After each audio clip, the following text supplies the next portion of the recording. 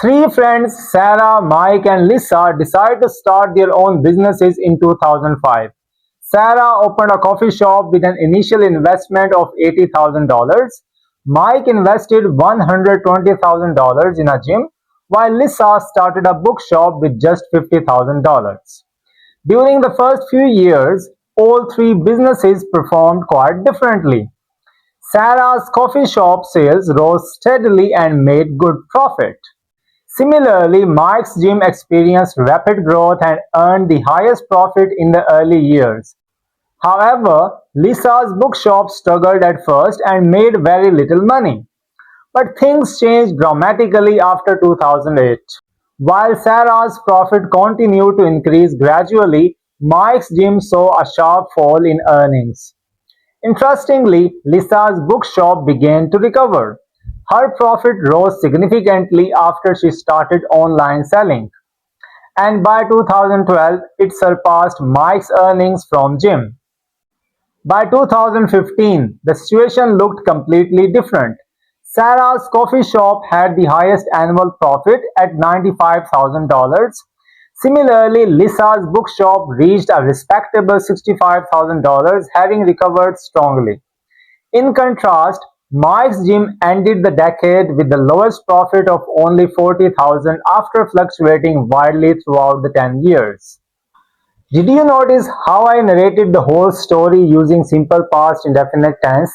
I used natural verbs like rose, fell, experienced, continued, surpassed, reached, and ended, and made clear comparisons among the three businesses at different stages. This is exactly what most IELTS Task 1 graphs require, meaning reporting past events clearly, using the right tenses, choosing suitable verbs for trends like rose, fell, increased, declined, fluctuated, and so on, and making comparisons where needed. Just like a news reporter describing what happened over a period of time. Now, pause this video here and see the report again the way I narrated at the beginning. If you can report like this comfortably, then you are already halfway there for writing task 1. Most of the times, the graph or chart shows something that already happened. So you report like a news reporter, calm, clear, and in the past tense. For example, in 2015, sales rose sharply. Easy, right? As a matter of fact, you have been practicing past indefinite tense since school days. If you are thinking, yeah, I can do that, then congratulations, you have already cleared half the battle. Of course, there are a few twists, because sometimes the graph may show future predictions. Therefore, you will use future tense like the rate will increase, and for maps and processes, you will need present simple and present perfect tenses too. But don't stress, these are all tenses you have studied before. A quick refresher is all you need. In task 1, you could get a line graph, a bar graph, a pie chart, a table, a process or flow chart, or maps, or sometimes a combo of two. Your job is to describe the data clearly, use the right tenses, show some comparisons, and keep everything logical, all in about 20 minutes. Always begin your writing task 1 by paraphrasing the already given introduction. Rewrite it in your own words. Make sure your first sentence answers 3 quick questions. What the graph is about, where, meaning which place does it represent, and what time period the data belongs to. Then give an overview which is crucially important. And it should be given right after the introduction in 1 or 2 sentences that show the big picture or main trend without going into small details yet. This tells the examiner that you have actually understood the graph. Here, you highlight the key changes, meaning what went up, what went down, what stayed stable, and most importantly, made comparisons between the figures. Always aim for at least 150 words and organize everything into 2 to 4 neat paragraphs. This is your writing test, so be careful and don't copy words directly from the question. Don't put detailed numbers in the very first paragraph. Never ever give your personal opinion. For example, saying this is shocking.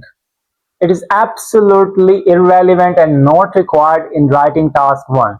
Similarly, never suggest solutions. Don't repeat the same words again and again. Always try to figure out some synonyms and use them. Don't use contractions like isn't, don't, etc. Never use slangs or SMS language. Bear in mind that this is the test of your English language and this is a formal writing test. When it comes to evaluating your writing, your examiners look at 4 things. Number 1, task achievement. It means covering the main features with some details, paraphrasing the topic, writing a clear overview, and making at least 150 words report as a whole. Next criterion is cohesion and coherence. Cohesion and coherence means your writing should be logical and well connected. Third parameter is very important, grammar. Grammar means using the right tenses accurately with a mix of sentence types. The fourth and last criterion is vocabulary, which means using appropriate words and avoiding too much repetition. Once you get the hang of this structure, task 1 becomes much less scary. It's basically describe what happened with a bit of comparison sprinkled in. So start practicing. I have added links of all these task 1 type of questions in the description below. Write a few introductions and overviews, then move on to full reports. Share your writing in the comments if you want. I'll happily check it and tell you roughly what band it might get.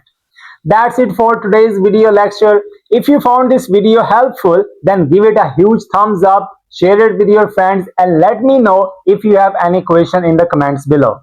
See you in the next video. Until then, keep learning and keep smiling.